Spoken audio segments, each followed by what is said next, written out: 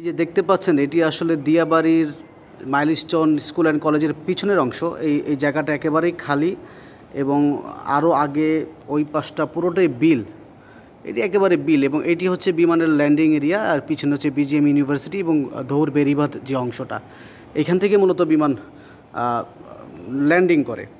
আর এই পাশে প্রথমেই একটা মাঠ রয়েছে, যেই মাঠটি পাশেই যেখানে দুর্ঘটনা ঘটেছে তার পাশে, এবং আমি যে ভবনে রয়েছে সেই ভবন থেকে যদি দেখাই, বিমানটি এখান থেকে এসেছে, এখান থেকে এসে এই যে আরেকটি ভবন, এই ভবনের সামনে যে অংশটা আপনারা একটু যদি স্পষ্ট করে দেখেন, পিছনের অংশ থেকে এখন যখন সামনে আসলাম, এই হচ্ছে সামনের অংশ।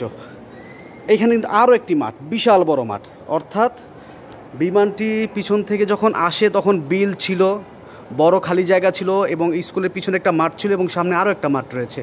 এই মাঠ পার হয়ে সে ওই যে ভবনটা দেখতে পাচ্ছেন, সে ভবনের নিচে এসে ক্র্যাশ করে। অর্থাৎ পাইলট যখন বুঝতে পারে যে বিমানের ত্রুটি রয়েছে অথবা তার নিয়ন্ত্রণে নেই, সে সর্বোচ্চ চেষ্টা অবশ্যই করার কথা নিজের জীবন বাঁচানোর জন্য, বিমানকে বাঁচানোর জন্য অথবা লোকালয়ে মানুষকে বাঁচানোর জন্য। সে 5-10 সেকেন্ড যতক্ষণই সময় পেয়েছে সে চেষ্টা করেছে। সে যদি সফল হতো অবশ্যই এই মাঠে পড়তে পারতো। দিয়াবাড়ির বিভিন্ন জায়গায় বড় বড় খাল বিল রয়েছে, লেক রয়েছে এবং খালি প্লট রয়েছে, সে ওইখানেও ল্যান্ড করতে পারতো।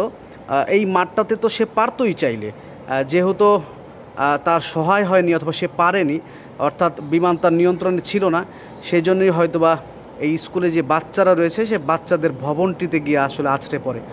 1 সেকেন্ড আগে পড়লে অবশ্যই এই মাঠটিতে যে মানুষগুলো দেখছেন দাঁড়িয়ে আছে, এই মানুষগুলোর সামনেও যদি পড়তো হতাহতের সংখ্যা কমে যেত। এবং এখানকার শিক্ষক যারা ছিলেন তারা বলেছে যে পাইলট পড়ার আগে ইজেক্ট করেছে, সে প্যারাশুট দিয়েই নামার চেষ্টা করেছে, কিন্তু ভাগ্য তার সহায় হয়নি, সেও ভবনের ভিতরে পড়ে সে নিহত হয়েছে। আর এইখানে শিক্ষার্থীরা একেবারে বেশি শিশু ছিল এবং বিমানটি পড়ার পরেই এটি ব্লাস্ট হয়ে যায় এবং আগুন ধরে যায়, এবং যে তেলের আগুন যেহেতু 1500 ডিগ্রি সেলসিয়াস, সো বাচ্চাদের বেঁচে থাকার সম্ভাবনা আসলে খুবই কম ছিল। এই যে আপনারা দেখতে পাচ্ছেন যে আসলে বিমানটি ল্যান্ড করার পাইলট অবশ্যই সর্বোচ্চ চেষ্টা করে যখন সে পারেনি অথবা তার নিয়ন্ত্রণ ছিল না, তখনই সেটি আসলে বিমানের মধ্যে আছড়ে পড়ে। যেহেতু এটি একটি দুর্ঘটনা, সেই দুর্ঘটনার কারণ হিসেবে তদন্ত করে দেখা যাবে যে কী কারণে দুর্ঘটনা ঘটেছে। তবে প্রাথমিকভাবে বলা যায় যে পাইলট হয়তো বা চেষ্টা করেছিল নিজের জীবন এবং মানুষের জীবন বাঁচানোর জন্য এবং বিমানটিকে নিরাপদে নামানোর জন্য। তবে একটা কথা বলে রাখি, সেটা হচ্ছে এটি ল্যান্ডিং এরিয়া, একেবারে মাঠের উপর দিয়েই বিমান ওঠানামা করতেছে, মানে এটি নামতেছে।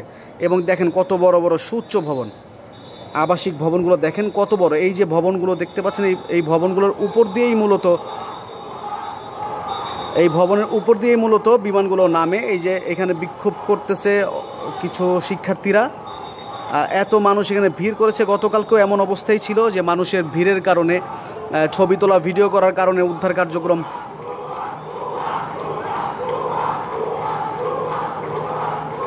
কার্যক্রম ব্যাহত হয়েছে।